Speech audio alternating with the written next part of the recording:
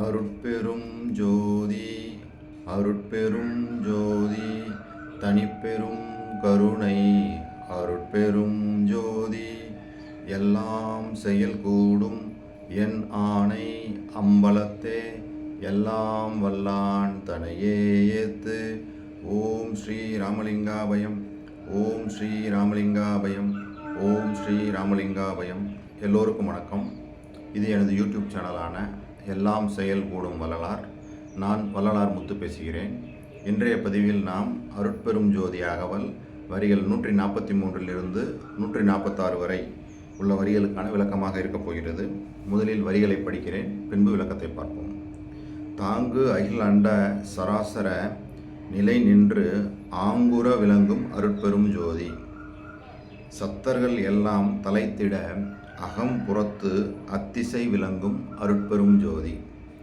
முதல் 2 வரிகள் தாங்கு அகில் அண்ட சராசர நிலை நின்று ஆங்குற விளங்கும் அருட்பெரும் ஜோதி. அதாவது போன பதிவில் நம்ம என்ன பார்த்தோம் அப்படின்னா, அந்த அருட்பெரும் ஜோதி ஆண்டவர் இந்த பிண்டத்தில் அந்த சிற்சபையில் மெய்ப்பொருளாக விளங்குறாரு அப்படின்னு சொல்லி பார்த்தோம். அந்த மெய்ப்பொருளை நம்ம உணர்ந்துட்டோம் அப்படின்னோம்னா நம்மளுக்கு மரணமில்லா பெருவாழ்வு, அதாவது இரவாத வரம் கிடைக்கும், இன்புற்று வாழலாம் அப்படின்னு சொல்லி பார்த்தோம். இன்றைய பதிவில் அந்த அண்டத்தில் அருட்பெரும் ஜோதி ஆண்டவர் எப்படி இருக்கிறாரு, அதவருடைய தன்மை எப்படி இருக்குது அப்படின்னு இங்கே சொல்கிறார். அதாவது அண்ட சராசரங்களும் அதுக்குள்ள நிலையாக உள் நின்று சிறப்பாக விளங்கக்கூடிய அருட்பெரும் ஜோதி. இதுதான் இந்த வரிகளுக்கான விளக்கம். அப்போ நம்மளுக்கே தெரியும் இந்த அண்ட சராசரங்களும் எப்படி இருக்குது, கோள்களை உள்ளடக்கி இருக்குது. அந்த கோள்களுக்குள்ள பிண்டங்களாக ஜீவர்கள் இருக்கிறாங்க. அந்த ஜீவர்கள் அசையும் பொருளாக இருக்குது. அதே மாதிரி அசையா பொருள்களாக ஜட பொருள்களும் இருக்குது. ஸோ இது எல்லாம் அடங்கி தான் ஒரு அண்டம் இருக்குது. இது மாதிரி கோடான கோடி அண்டங்கள் இருக்குதுன்னு சொல்லி வள்ளல் பெருமான் சொன்னதை நம்ம பார்த்தோம். இன்றைய அறிவியலும் அதை ஒப்புக்கொள்ளுது. அப்போ இந்த அண்டங்களும் இந்த அண்ட சராசரங்களும் எங்கே இருக்குது? பெருவெளியில் தான் இருக்குது.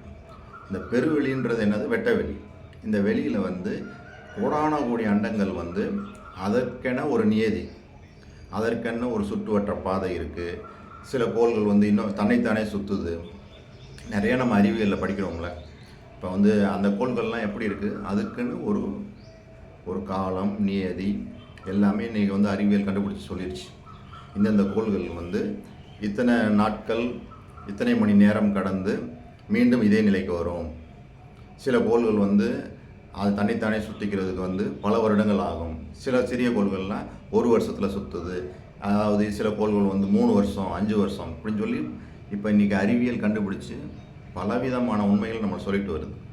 இது எல்லாம் இங்கே என்ன சொல்கிறாரு வள்ளல் பெருமான், இவை எல்லாவற்றிலும் உள்நிலையாக நின்று சிறப்பாக விளங்கக்கூடிய அருட்பெரும் ஜோதி. அதுதான் எல்லா கோணங்களிலும் எல்லா விதமான ஜீவர்களுக்குள்ளும் உயிருள்ள உயிரற்ற அனைத்துமாக இருப்பவர் அருட்பெரும் ஜோதி அப்படின்றத சொல்ல வர்றாரு. இது எல்லாமே இந்த வெளி தான், இந்த பெருவெளி, வெட்டவெளி எல்லாமே வெளின்னு தான் சொல்லிட்டு வர்றாரு. அவரே திருவருட்பால நிறைய இடங்களில் இந்த வெளியை பற்றி பேசிட்டு வர்றாரு. வெளிக்குள் வெளி கடந்து சும்மா இருக்கும் சுகம் சொல்லுவார். அதே மாதிரி அகவல்லையும் பார்த்தீங்கன்னா ஒரு 24வது வரி பார்த்தீங்கன்னா சிறப்பாக வெளிகளை பற்றி சொல்லியிருப்பார். அதாவது அருட்பெரும் ஜோதி எங்கே விளங்குகிறது அப்படின்னு சொல்லி ஒரு வெளியே சொல்லுவார். அது பாருங்களேன், 28வது பாடல் அகவல்ல நம்ம ஏற்கனவே பார்த்தது தான்.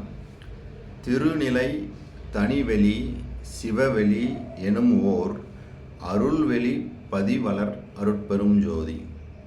அதாவது திருநிலை அப்படின்ற அந்த கடவுள் அந்த நிலையை எங்கே சொல்கிறார் அப்படின்னா தனிவெளின்னு ஒரு வெளியை சொல்கிறாரு. சிவவெளி எனும் ஓர் அருள்வெளி, அந்த அருள்வெளியில் தான் அருட்பெரும் ஜோதி விளங்குது அப்படின்னு சொல்லி சொல்கிறாரு. இதுக்கு முன்னாடி தனிவெளியில் பல சித்தர்கள் யோகிகள்லாம் இருந்து இதுதான் வெளி, இதுக்கு மேலே ஒன்றும் இல்லைன்னு சொன்னவங்க எவ்வளோ பேர். சிவவெளி அப்படின்னு சொல்கிற இந்த இடம் பார்த்திங்கன்னா காரைக்கால் அம்மையார், மாணிக்க வாசகர் இவங்கெல்லாம் இந்த சிவவெளி வரைக்கும் வந்தவங்க. இந்த சிவவெளியில் அப்படியே வான் கலந்த மாணிக்க வாசகன்லாம் சொல்லுவார். இன்னொரு இடத்துல என்ன பதிவு பண்ணுறாருன்னா, மெய்யுணர்ந்த வாதவூர் மலையை சுத்த வெளியாக்கி கலந்து கொண்ட வெளியே அப்படின்னு சொல்லி இந்த சிவவெளியை சொல்கிறார். ஆனால் வள்ளல் பெருமான் சொல்லுவது இதற்கு மேலான வெளியை சொல்கிறார். இதுக்கு மேலே என்ன சொல்கிறாரு? அருள் வெளி பதிவலர் அருட்பெரும் ஜோதி. இந்த வள்ளல் பெருமான் எல்லாம் பெற்று இருக்கக்கூடிய அந்த உயர்வான அந்த வெளின்னு அவர் வள்ளல் பெருமான் அடைந்த வெளி இந்த அருள் வெளி தான். இந்த அருள் வெளியில் தான் அருட்பெரும் ஜோதியை நம்ம பார்க்க முடியும், அதை உணர முடியும். அப்போ இந்த வெளிகள் எல்லாம் நம்ம தெரிஞ்சுக்கணும் அப்படின்றத நான் அப்போ சொன்னேன். இன்னும் கூட இன்னொரு பாடலில் கூட தெளிவாக சொல்கிறாரு, ஓங்கும் பிண்ட அண்டங்கள்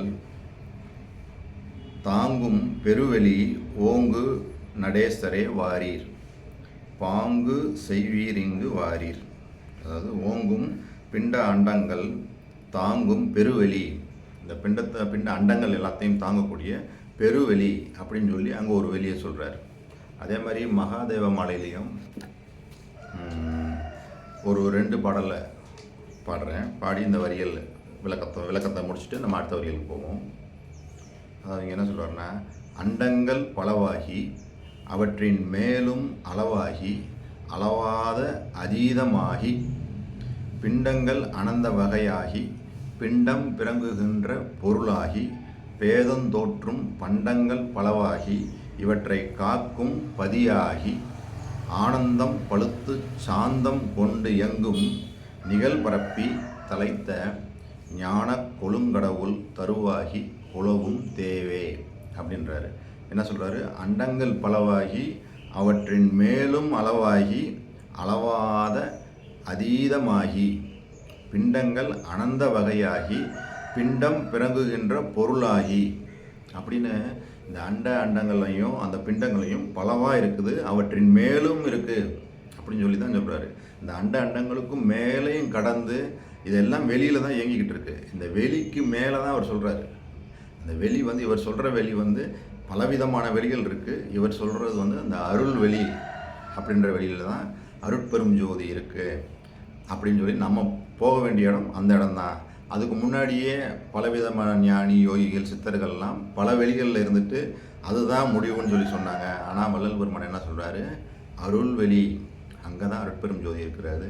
இந்த அருள் வெளி தான் இருக்கக்கூடிய அருட்பெரும் ஜோதி தான் இந்த எல்லா பெருவெளிகளிலும் இருக்கக்கூடிய அண்டங்களிலும் அந்த சொல்கிறார்ல, சராசர நிலை உள் நின்று சிறப்புற விளங்கக்கூடிய அருட்பெரும் ஜோதி.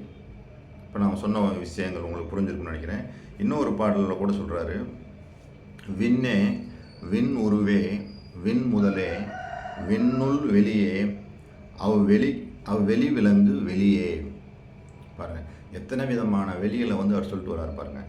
அப்போ அவர் சொல்லக்கூடிய வெளியில் அருள் வெளி, அந்த அருள் வெளி பதிவலர் அருட்பெரும் ஜோதி அப்படின்றாரு.